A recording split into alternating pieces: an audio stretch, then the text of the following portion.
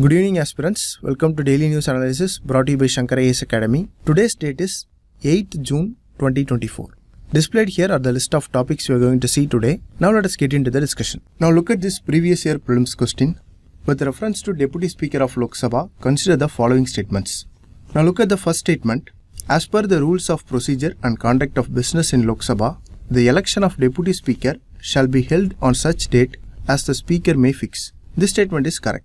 The date of election of Deputy Speaker is fixed by the Speaker, while on the other hand, the date of election of Speaker is fixed by the President. So the first statement is correct. Now look at the second statement. There is a mandatory provision that the election of candidate as Deputy Speaker of Lok Sabha shall be from either the principal opposition party or the ruling party.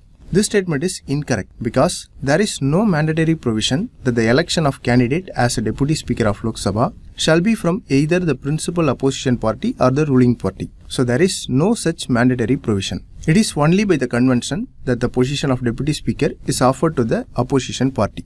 Now look at the third statement. The Deputy Speaker has the same power as the Speaker when presiding over the sitting of House and no appeal lies against his rulings.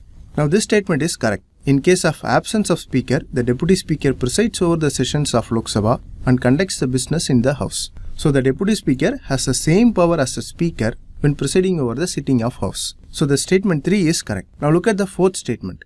The Deputy Speaker is also elected by the Lok Sabha from among its members right after the election of Speaker. So there is no provision or established practice of moving the motion by the Speaker and it is seconded by Prime Minister. So this statement is completely incorrect. So the correct answer for this question is option A, 1 and 3 only. Now let us move to the next question. Now look at this another previous year prelims question. It is from 2021 paper. Consider the following statements. The Governor of Reserve Bank of India is appointed by central government. Certain provisions in Constitution of India give the central government the right to issue directions to RBI in public interest. The Governor of RBI draws his power from RBI Act. So which of the above statements are correct? See, it's a straightforward question about RBI Governor. So let's analyze each of the option and try to answer this question. Now look at the first statement. Section 8 of Reserve Bank of India Act 1934 provides that there shall be one governor and not more than 4 deputy governors. They will be appointed by central government on the central board of RBI. So the statement 1 is correct. Now moving to the second statement. Section 7 of RBI Act provides that central government may from time to time give such directions to bank as it may after consultation with the governor of bank which it consider necessary in public interest. So the Constitution of India does not provide any provision for central government the right to issue directions to RBI in public interest. So the second statement is incorrect. Now look at the third statement. According to RBI Act, the governor shall have powers of general superintendence and direction of affairs over RBI. He may exercise all powers and do all acts which may be done by RBI. So the third statement is correct. So the correct answer for this question is option C, 1 and 3 only. With this, let us move to the news article discussions. Look at this news article. Since the Reserve Bank of India is witnessing increasing instances of digital payment fraud, it has proposed a comprehensive system to tackle these digital frauds. RBI has established Digital Payments Intelligence Platform to tackle this digital payment fraud. This initiative aims to enhance network-level intelligence and enable real-time data sharing across the digital payments ecosystem. So this is the crux of the article given here. In this context, we shall know about National Payment Corporation of India for our prelims exam. See, National Payments Corporation of India, that is NPCI, is an umbrella organization for operating retail payments and settlement system in India. It was established in 2008 under the provisions of Payment and Settlement System Act 2007. See, it is a joint initiative of RBI and Indian Bank Association. Remember, the main intention behind establishing NPCI is to provide infrastructure to the entire banking system in India regarding electronic payment and settlement system. The NPCI is also incorporated as not-for-profit company under the provisions of Section 8 of Companies Act 2013. NPCI has also introduced a range of payment systems that have gained immense popularity in India. Firstly, Unified Payment Interface, that is UPI. It allows users to link their bank accounts to mobile application and transfer money seamlessly. Secondly, BHIM, that is Bharat Interface for Money. It is an app developed by NPCI that simplifies UPI-based transactions. It provides an interface for users to send or receive money instantly. Thirdly, RuPay. RuPay is India's domestic card payment network which offers a range of debit and credit cards. It competes with international card networks like Visa and MasterCard, and RuPay is widely accepted nationwide. Fourthly, AEPS, that is Aadhaar Enabled Payment System. This Aadhaar Enabled Payment System leverages Aadhaar for biometric verification. It enables individuals to make financial transactions securely without needing of physical cards or PIN. Finally, NACH, that is National Automated Clearing House. It is an electronic clearing service that automates repetitive financial transactions like salary disbursement, loan EMI collection, and more. So this makes more efficient and secure payments. So these are the initiatives of National Payment Corporation of India. So this is all about the discussion. Now let us move to the next news article. Look at this article. In Yemen, Houthi rebels have detained 11 employees of United Nations agencies, and this comes as Houthis face growing financial pressure and airstrikes from US-led coalition. Additionally, it is believed that other aid workers may also have been detained. So this is the crux of the article given here. With this backdrop, let us learn about Yemen for our prelims exam. Yemen, it is located in the southern part of Arabian Peninsula and has been facing severe crisis for over a decade. The conflict in Yemen is complex, involving multiple parties and international actors. Now let us see the chronological overview of important events related to Yemen. In 2011, there was Arab Spring protest. It is inspired by Arab Spring, which are protests erupted in Yemen demanding the resignation of President Ali Abdullah Saleh. He has been in power for over 30 years in Yemen. In 2012, he stepped down, handing the power to his deputy as a part of transition plan backed by Gulf states. In 2014, the Houthis take over. The Houthi movement, officially known as Ansar Allah, emerged from the Shia Muslim minority in the north of Yemen. They began seizing the control of large parts of Yemen, including the capital Sana'a. As the Houthis advanced to the capital, the president of Yemen fled to Saudi Arabia. In 2015, Saudi Arabia, along with Arab allies, launched a military intervention in Yemen which is aimed at restoring Hadi's government. This Saudi Arabian-led coalition received logistical and intelligence support from Western countries including US, UK and France. The coalition conducted airstrikes against Houthi positions, leading to significant destruction and civilian casualties. In 2016, there was a humanitarian crisis. The conflict between parties escalated, leading to one of the world's worst humanitarian crises. Millions of Yemenis faced food insecurity and the healthcare system also collapsed. A cholera outbreak affected hundreds of thousands of Yemens, so this further increased the intensity of crisis. In 2018, there was Battle of Hodeida, which was a key port city in Yemen. The port is vital for humanitarian aid and commercial goods entering to Yemen. In 2019, there was Riyadh Agreement. The conflict saw the rise of Southern Transitional Council, which clashed with Hadi's forces in the south. The Riyadh Agreement aimed to reconcile differences between Hadi's government and the Southern Transitional Council. At present, there was various peace talks and efforts going on, including by the United Nations, aimed to bring warring parties to the negotiation table. The humanitarian organizations continue to warn about the severe conditions in Yemen, with the millions of Yemenis at the risk of famine. So this is about the chronology of events that happened in Yemen in the past decade. Now let us learn some important places in news regarding Yemen. Look at the map here. Sana'a, which is the capital city of Yemen, and it was under the control of Houthis since 2014. Aden, which is a temporary capital of original Yemeni government, which is located in south of Yemen. As we have seen earlier, Hodeida, which is a critical port city essential for humanitarian aid, which is an oil-rich region and a site of ongoing conflict between Houthis and government forces. So these are some of the places in news which are important regarding Yemen. With this, let us conclude the discussion and move to the next topic. Look at this article. It emphasizes the critical role of informal waste pickers in global plastic waste management. It also talks about the importance of their inclusion in upcoming global plastic treaty. The article outlines several key points and issues that need to be addressed for including the concerns of workers within the context of global effort to reduce plastic pollution. Now, before entering to our discussion, let us see some statistics about global plastic waste. In 2019, global plastic waste production was 353 million tons, which is projected to be tripled by 2060. Out of this, only 9% of the waste is recycled. So this underscores the importance of informal waste pickers in waste management. Informal waste pickers account for 80% of municipal solid waste recovery in many cities. Without their efforts, the volume of plastic pollution would be significantly higher. They help reduce plastic pollution by preventing plastics from reaching the landfills and uncontrolled dump sites.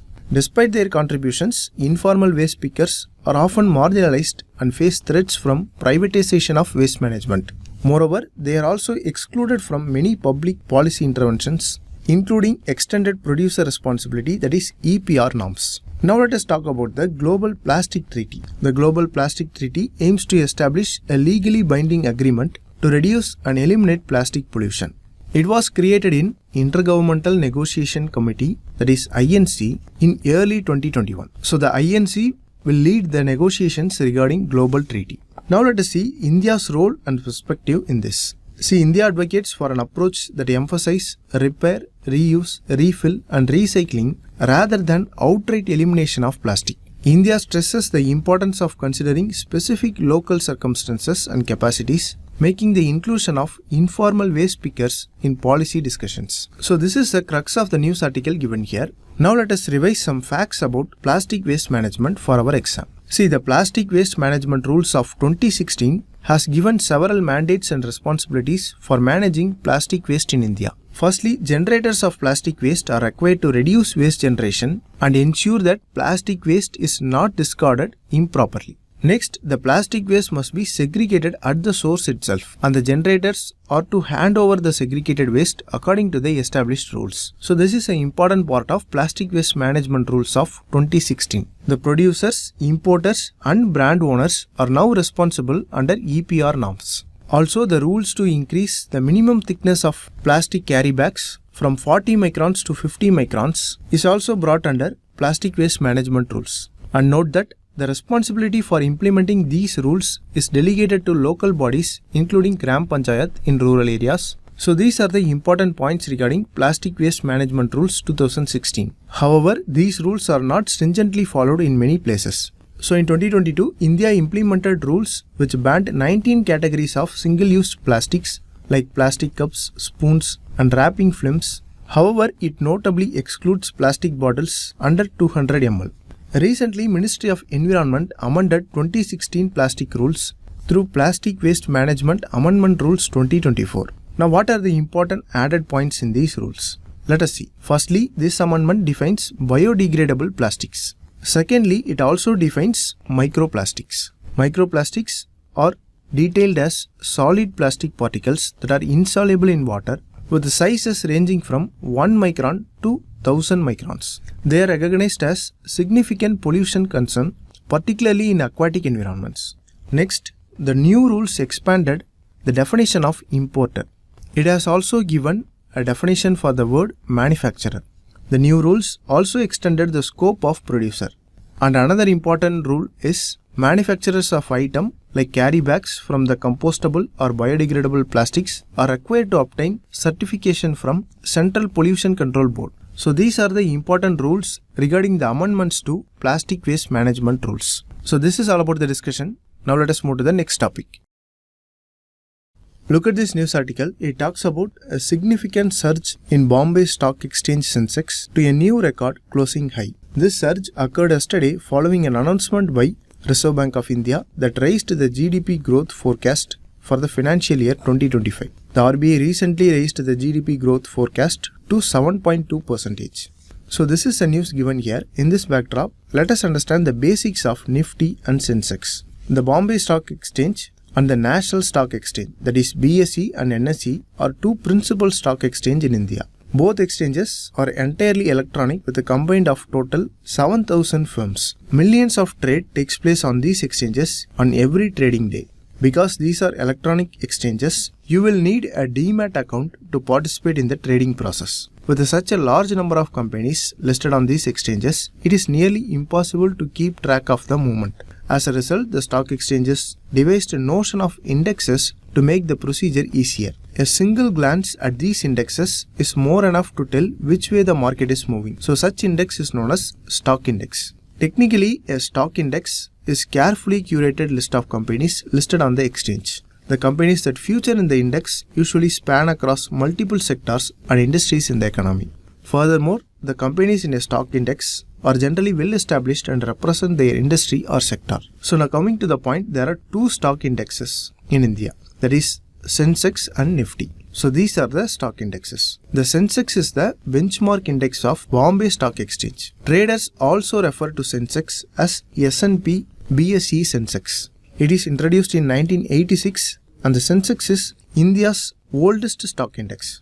It comprises the top 30 listed companies in Bombay Stock Exchange across a wide range of sectors and industries. Whereas if you look at the Nifty, it is a benchmark index for National Stock Exchange. This index was introduced in 1996 and is also referred to as CNX Nifty and Nifty 50 by the traders. The Nifty comprises the top 50 companies across various sectors and industries that are listed in National Stock Exchange. So these 50 companies represent approximately 70 to 75% of total market capitalization in India. You can see the sharp difference between these two in this image. So this is all about the discussion.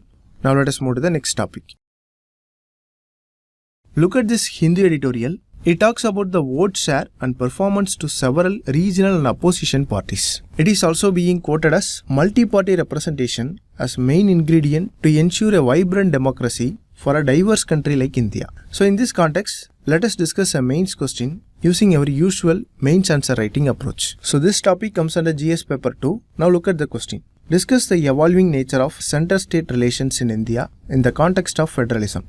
How have recent political and economic developments influenced these relations? See, this question is a straightforward question. Here the keyword is discuss. So we have to provide important points regarding center-state relations and also explain the relation between center and state, how it has evolved with respect to changing circumstances. Now with respect to introduction, we can briefly give a picture of center-state relation with some provision in constitution. Now look at the introduction. The evolving nature of center-state relations in India reflects the dynamic interplay of political, economic and social factors within the framework of federalism. India as a quasi-federal state has experienced significant shift in center-state relations which are influenced by constitutional, political and economic reforms. Indian Constitution provides a federal structure with a strong unitary bias. Article 245 to 263 talks about the distribution of powers with the 7th schedule specifying union, state and concurrent list. Now coming to the body part of the answer. Firstly about Nehruvian era. Jawaharlal Nehru advocated for strong center to maintain national unity and integrity. The Planning Commission was established to promote economic planning,